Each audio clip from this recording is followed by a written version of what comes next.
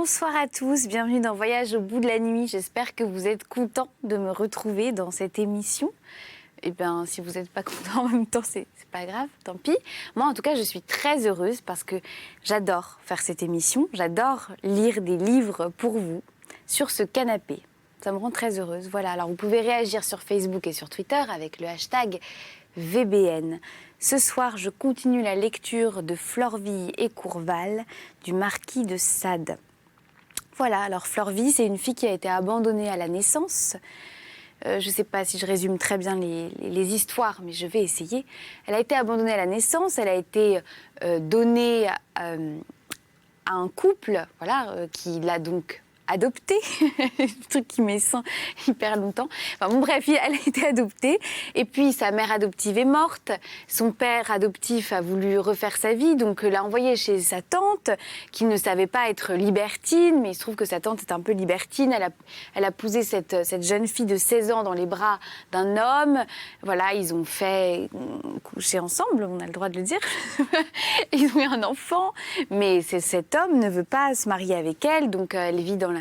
Voilà, maintenant, elle est très malheureuse. Bon, bref, je continue la lecture, ça vaut mieux pour vous. Alors, décidée à ne plus retourner à Nancy, et sentant bien que c'était pour la dernière fois de ma vie que je voyais mon amant, toutes mes plaies se rouvrirent à l'instant du départ. J'eus néanmoins la force de supporter ce dernier coup, le cruel. Il partit. Il s'arracha de mon sein inondé de mes larmes, sans que je lui en visse répandre une seule. Et voilà donc ce qui résulte de ces serments d'amour auxquels nous avons la folie de croire. Plus nous sommes sensibles, plus nos séducteurs nous délaissent, les perfides. Ils s'éloignent de nous en raison du plus de moyens que nous avons employés pour les retenir. Senneval avait pris son enfant. Il l'avait placé dans une campagne où il me fut impossible de le découvrir. Il avait voulu me priver de la douceur de chérir et d'élever moi-même ce tendre fruit de notre liaison. On eût dit qu'il désirait que j'oubliasse tout ce qui pouvait encore nous enchaîner l'un à l'autre, et je le fis, ou plutôt je crus le faire.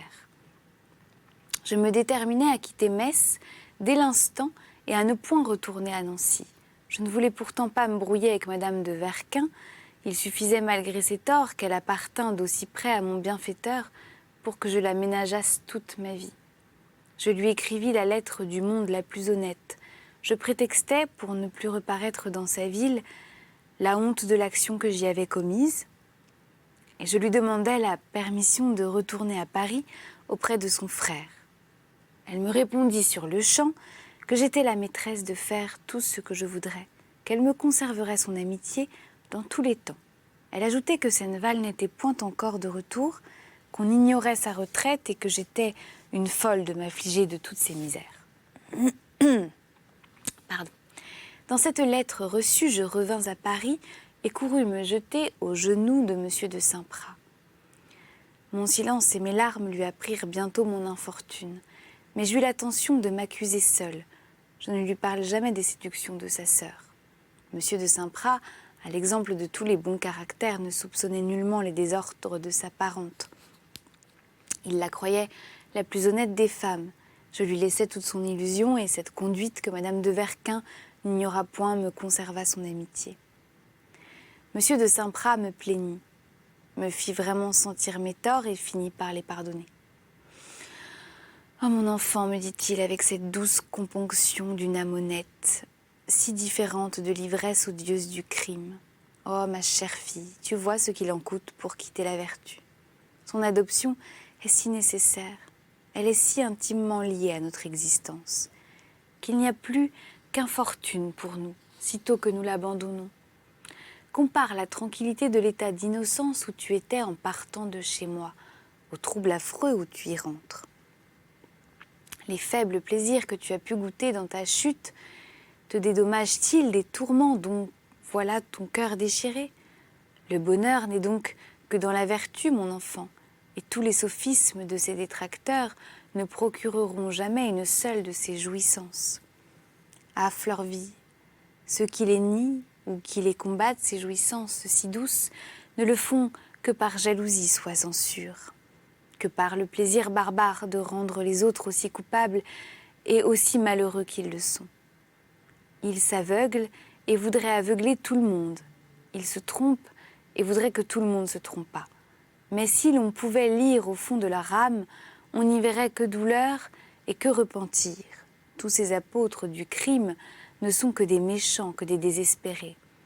On n'en trouverait pas un de sincère, pas un qui n'avouât s'il pouvait être vrai, que ses discours empestés ou ses écrits dangereux n'ont eu que ses passions pour guide. Et quel homme, en effet, pourra dire de sang-froid que les bases de la morale peuvent être ébranlées sans risque? Quel être osera soutenir que de faire le bien, de désirer le bien, ne doit pas être nécessairement la véritable fin de l'homme? Et comment celui qui ne fera que le mal peut-il s'attendre à être heureux au milieu d'une société dont le plus puissant intérêt est que le bien se multiplie sans cesse?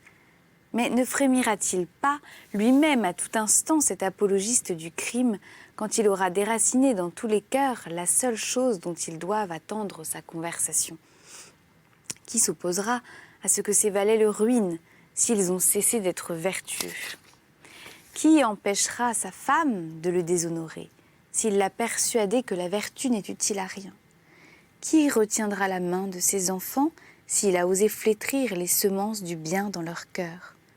Comment sa liberté, ses possessions seront-elles respectées s'il a dit aux grands « L'impunité vous accompagne et la vertu n'est qu'une chimère ». Quel que soit donc l'état de ce malheureux, qu'il soit époux ou père, riche ou pauvre, maître ou esclave, de toutes parts naîtront des dangers pour lui. De tous côtés s'élèveront des poignards sur son sein, s'il a osé détruire dans l'homme les seuls devoirs qui balancent sa perversité. N'en doutons point, l'infortuné périra tôt ou tard, victime de ces affreux systèmes. Laissons un instant la religion, si l'on veut, ne considérons que l'homme seul. Quel sera l'être assez imbécile pour croire qu'en enfreignant toutes les lois de la société, cette société qui l'outrage pourra le laisser en repos? N'est-il pas de l'intérêt de l'homme et des lois qu'il fait pour sa sûreté de toujours tendre à détruire ou ce qui gêne ou ce qui nuit? Quelques crédits ou des richesses assureront peut-être aux méchants une lueur éphémère de prospérité, mais combien son règne sera court. Reconnu, démasqué, devenu bientôt l'objet de la haine et du mépris public, trouvera-t-il alors ou les apologistes de sa conduite ou ses partisans pour consolateurs? Aucun ne voudra l'avouer. N'ayant plus rien à leur offrir, tous le rejetteront comme un fardeau. Le malheur l'environnant de toutes parts, il languira dans l'opprobre et dans l'infortune. N'ayant même plus son cœur pour asile, il expirera bientôt dans le désespoir. Quel est donc ce raisonnement absurde de nos adversaires? Quel est cet effort impuissant pour atténuer la vertu d'oser dire que tout ce qui n'est pas universel est chimère et que les vertus n'étant que locales, aucune d'elles ne saurait avoir de réalité? Et quoi? Il n'y a point de vertu parce que chaque peuple a dû se faire les siennes? Parce que les différents climats, les différentes sortes de tempéraments ont nécessité différentes espèces de freins? Parce qu'en un mot, la vertu s'est multipliée sous 1000 formes. Il n'y a point de vertu sur la terre. Il vaudrait autant douter de la réalité d'un fleuve parce qu'il se séparerait en 1000 branches diverses. Et qui prouve mieux et l'existence de la vertu et sa nécessité que le besoin que l'homme a de l'adapter à toutes ces différences, ces différentes mœurs et d'en faire la base de toutes? Qu'on me trouve un seul peuple qui vive sans vertu. Un seul dont la bienfaisance et l'humanité ne soient pas les liens fondamentaux. Je vais plus loin, qu'on me trouve même une association de scélérats qui ne soit cimentée par quelques principes de vertu, et j'abandonne sa cause. Mais s'il est au contraire démontré utile partout, s'il n'est aucune nation, aucun État, aucune société, aucun individu qui puisse s'en passer, si l'homme, en un mot, ne peut vivre ni heureux, ni en sûreté sans elle, aurais-je tort, ô mon enfant, de t'exhorter à t'en écarter jamais? Vois, Fleurville, continua mon bienfaiteur en me pressant dans ses bras. Vois où t'ont fait tomber tes premiers égarements. Et si l'erreur te sollicite encore, Si la séduction ou ta faiblesse te prépare de nouveaux pièges, songe au malheur de tes premiers écarts. Songe à un homme qui t'aime comme sa propre fille, dont tes fautes déchireraient le cœur, et tu trouveras dans ses réflexions toute la force qu'exige le culte des vertus où je veux te rendre à jamais. Monsieur de Saint-Prat, toujours dans ses mêmes principes, ne m'offrit point sa maison, mais il me proposa d'aller vivre avec une de ses parentes, femme aussi célèbre par la haute piété dans laquelle elle vivait, que Madame de Verquin l'était par ses travers. Cet arrangement me plut fort. Madame de Lérins m'accepta le plus volontiers du monde, et je fus installée chez elle dès la même semaine de mon retour à Paris. Ah, monsieur, quelle différence de cette respectable femme à celle que je quittais! Si le vice et la dépravation avaient chez l'une établi leur empire, on eût dit que le cœur de l'autre était l'asile de toutes les vertus. Autant la première m'avait effrayée de ses dépravations, autant je me trouvais consolée des édifiants principes de la seconde. Je n'avais trouvé que de l'amertume et des remords en écoutant Madame de Verquin. Je ne rencontrais que des douceurs et des consolations en me livrant à Madame de Lérins. Ah, monsieur, permettez-moi de vous la peindre, cette femme adorable, que j'aimerais toujours. C'est un hommage que mon cœur doit à ses vertus. Il m'est impossible d'y résister. Madame de Lérins, âgée d'environ 40 ans, était encore très fraîche. Un air de candeur et de modestie embellissait bien plus ses traits que les divines proportions qu'il faisait régner la nature. Un peu trop de noblesse et de majesté la rendait, disait-on, imposante au premier aspect, mais ce qu'on eût pu prendre pour de la fierté s'adoucissait dès qu'elle ouvrait la bouche. C'était une âme si belle et si pure, une aménité si parfaite, une franchise si entière, qu'on sentait insensiblement, malgré soi, joindre à la vénération qu'elle inspirait d'abord tous les sentiments les plus tendres. Rien d'outré, rien de superstitieux dans la religion de Madame de Lérins. C'était dans la plus extrême sensibilité que l'on trouvait en elle les principes de sa foi. L'idée de l'existence de Dieu, le culte dû à cet être suprême, telles étaient les jouissances les plus vives de cette âme aimante. Elle avouait hautement qu'elle serait la plus malheureuse des créatures si de perfides lumières contraignaient jamais son esprit à détruire en elle le respect et l'amour qu'elle avait pour son culte, encore plus attachée, s'il est possible, à la morale sublime de cette religion qu'à ses pratiques ou à ses cérémonies. Elle faisait de cette excellente morale la règle de toutes ses actions. Jamais la calomnie n'avait souillé ses lèvres. Elle ne se permettait même pas une plaisanterie qui pût affliger son prochain.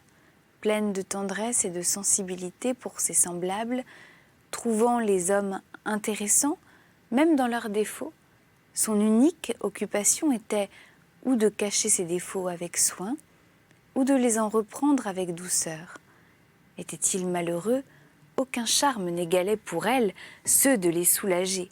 Elle n'attendait pas que les indigents vinssent implorer son secours, elle les cherchait. Elle les devinait, et l'on voyait la joie éclater sur ses traits quand elle avait consolé la veuve ou pourvu l'orphelin. Quand elle avait répandu l'aisance dans une pauvre famille, ou lorsque ses mains avaient brisé les fers de l'infortune, rien d'âpre, rien d'austère auprès de tout cela. Les plaisirs qu'on lui proposait étaient-ils chastes? Elle s'y livrait avec délice. Elle en imaginait même, dans la crainte qu'on ne s'ennuyât près d'elle, sage, éclairée avec le moraliste, profonde avec le théologien, elle inspirait le romancier et souriait au poète. Elle étonnait le législateur ou le politique et dirigeait les jeux d'un enfant. Possédant toutes les sortes d'esprits, celui qui brillait le plus en elle se reconnaissait principalement aux soins particuliers, à l'attention charmante qu'elle avait, ou à faire paraître celui des autres, ou à leur en trouver toujours. Vivant dans la retraite par goût, cultivant ses amis pour eux, Madame de Lérins, en un mot, le modèle de l'un et l'autre sexe, faisait jouir tout ce qui l'entourait de ce bonheur tranquille, de cette volupté céleste promise à l'honnête homme par le Dieu saint dont elle était l'image. Je ne vous ennuierai point, monsieur, des détails monotones de ma vie pendant les 17 ans que j'ai eu le bonheur de vivre avec cette créature adorable. Des conférences de morale et de piété, les plus d'actes de bienfaisance qu'il nous était possible, tels étaient les devoirs qui partageaient nos jours. Les hommes ne s'effarouchent de la religion, ma chère Fleurville, me disait Madame de Lérins, que parce que des guides maladroits ne leur en font sentir que des chaînes, sans leur en offrir les douceurs. Peut-il exister un homme assez absurde pour oser, en ouvrant les yeux sur l'univers, ne pas convenir que tant de merveilles ne peuvent être que l'ouvrage d'un Dieu tout-puissant? Cette première vérité sentie, et faut-il autre chose que son cœur pour s'en convaincre? Quel peut-il être donc cet individu cruel et barbare qui refuserait alors son hommage au Dieu bienfaisant qu'il a créé?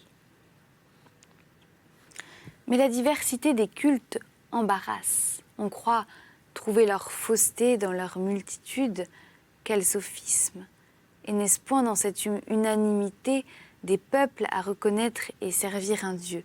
N'est-ce donc point dans cet aveu tacite empreinte au cœur de tous les hommes, où se trouve plus encore, s'il est possible, que dans les sublimités de la nature, la preuve irrévocable de l'existence de ce Dieu suprême? Quoi? L'homme ne peut vivre sans adopter un Dieu? Il ne peut s'interroger sans en trouver des preuves dans lui-même? Il ne peut ouvrir les yeux sans rencontrer partout des traces de ce Dieu, et il ose encore en douter. Non, Fleurville, non. Il n'y a point d'athée de bonne foi. L'orgueil, l'entêtement, les passions, voilà des armes destructives de ce Dieu qui se revivifie sans cesse dans le cœur de l'homme ou dans sa raison. Et quand chaque battement de ce cœur, quand chaque trait lumineux de cette raison m'offre cet être incontestable, je lui refuserai mon hommage, je lui déroberai le tribut que sa bonté permet à ma faiblesse, je ne m'humilierai pas devant sa grandeur, je ne lui demanderai pas la grâce et d'endurer les misères de la vie et de me faire un jour participer à sa gloire. Je n'ambitionnerai pas la faveur de passer l'éternité dans son sein, où je risquerais cette même éternité dans un gouffre effrayant de supplices. Pour m'être refusé aux preuves indubitables qu'a bien voulu me donner ce grand être de la certitude de son existence. Mon enfant, cette effroyable alternative permet-elle même un instant de réflexion? Oh, vous qui refusez opiniâtrement aux traits de flamme lancés par ce Dieu même au fond de votre cœur, soyez au moins juste un instant, et par seule pitié pour vous-même, rendez-vous à cet argument invincible de Pascal. S'il n'y a point de Dieu, que vous importe d'y croire? Quel mal vous fait cette adhésion? Et s'il y en a un, quel danger ne courez-vous pas à lui refuser votre foi? Vous ne savez, dites-vous, incrédule, quel hommage offrir à ce Dieu? La multitude des religions vous offusque. Eh bien, examinez-les toutes, j'y consens, et venez dire après, de bonne foi, laquelle vous trouvez plus de grandeur et de majesté. Niez, s'il vous est possible, aux chrétiens, que celle dans laquelle vous avez eu le bonheur de naître ne vous paraisse pas celle de toutes dont les caractères ne soient les plus saints et les plus sublimes. Cherchez ailleurs d'aussi grands mystères, des dogmes aussi purs, une morale aussi consolante. Trouvez dans une autre religion le sacrifice ineffable d'un Dieu en faveur de sa créature.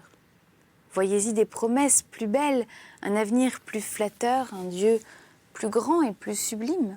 Non, tu ne le peux, philosophe du jour, tu ne le peux, esclave de tes plaisirs, dont la foi change avec l'état physique de tes nerfs, impie dans le feu des passions, crédule dès qu'elles sont calmées, tu ne le peux, te dis-je. Le sentiment l'avoue sans cesse. Ce Dieu que ton esprit combat il existe toujours près de toi, même au milieu de tes erreurs. Brise ces fers qui t'arrachent au crime, et jamais ce Dieu saint et majestueux ne s'éloignera du temple érigé par lui dans ton cœur. C'est au fond de ce cœur, bien plus encore que dans sa raison, qu'il faut, ô ma chère Florville, trouver la nécessité de ce Dieu que tout nous indique et nous prouve. C'est de ce même cœur qu'il faut également recevoir la nécessité du culte que nous lui rendons, et c'est ce cœur seul qui te convaincra bientôt, cher ami, que le plus noble et le plus épuré de tous est celui dans lequel nous sommes nés. Pratiquons-le donc avec exactitude, avec joie, ce culte doux et consolateur qu'il remplisse ici-bas nos moments les plus beaux et qu'insensiblement conduite en le chérissant au dernier terme de notre vie, ce soit par une voie d'amour et de délices que nous allions déposer dans le sein de l'Éternel, cette âme émanée de lui, uniquement formée pour le connaître et dont nous n'avons dû jouir que pour le croire et pour l'adorer. Voilà comme me parlait Madame de Lérins. Voilà comme mon esprit se fortifiait de ses conseils et comme mon âme se raréfiait sous son aile sacrée. Mais je vous l'ai dit, je passe sous silence tous les petits détails des événements de ma vie dans cette maison pour ne vous arrêter qu'à l'essentiel. Ce sont mes fautes que je dois vous révéler. Homme généreux et sensible, et quand le ciel a voulu me permettre de vivre en paix dans la route de la vertu, je n'ai qu'à le remercier et me taire. Je n'avais pas cessé d'écrire à Madame de Verquin. Je recevais régulièrement 2 fois par mois de ses nouvelles, et quoique j'eusse dû sans doute renoncer à ce commerce, quoique la réforme de ma vie et de meilleurs principes me contraignissent en quelque façon à le rompre, ce que je devais à Monsieur de Saint-Prat, et plus que tout, faut-il l'avouer, un sentiment secret qu'il m'entraînait toujours invinciblement vers les lieux où tant d'objets chéris m'enchaînaient autrefois. L'espoir peut-être d'apprendre un jour des nouvelles de mon fils, tout enfin m'engagea à continuer un commerce que Madame de Verquin eut l'honnêteté de soutenir toujours régulièrement. J'essayais de la convertir. Je lui vantais les douceurs de la vie que je menais, mais elle les traitait de chimères. Elle ne cessait de rire de mes résolutions ou de les combattre. Et toujours ferme dans les siennes, elle m'assurait que rien au monde ne serait capable de les affaiblir. Elle me parlait des nouvelles prosélytes qu'elle s'amusait à faire. Elle mettait leur docilité bien au-dessus de la mienne. Leur chute multipliée était, disait cette femme perverse, de petits triomphes qu'elle ne remportait jamais sans délices. Et le plaisir d'entraîner ces jeunes cœurs au mal la consolait de ne pouvoir faire tout celui que son imagination lui dictait. Je priais souvent Madame de Lérins de me prêter sa plume éloquente pour renverser mon adversaire. Elle y consentait avec joie. Madame de Verquin nous répondait, et ses sophismes, quelquefois très forts, nous contraignaient à recourir aux arguments bien autrement victorieux d'une âme sensible, où Madame de Lérins prétendait avec raison que se trouvait inévitablement tout ce qui devait détruire le vice et confondre l'incrédulité.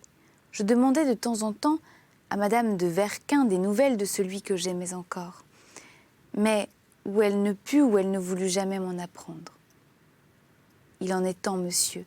Venons à cette seconde catastrophe de ma vie, à cette anecdote sanglante qui brise mon cœur chaque fois qu'elle se présente à mon imagination et qui, vous apprenant le crime affreux dont je suis coupable, vous fera sans doute renoncer au projet trop flatteur que vous formiez sur moi.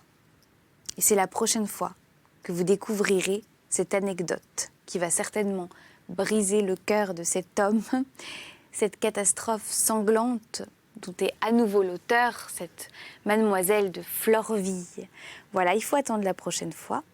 Alors, bien, voilà, je vous dis au revoir et puis à la prochaine.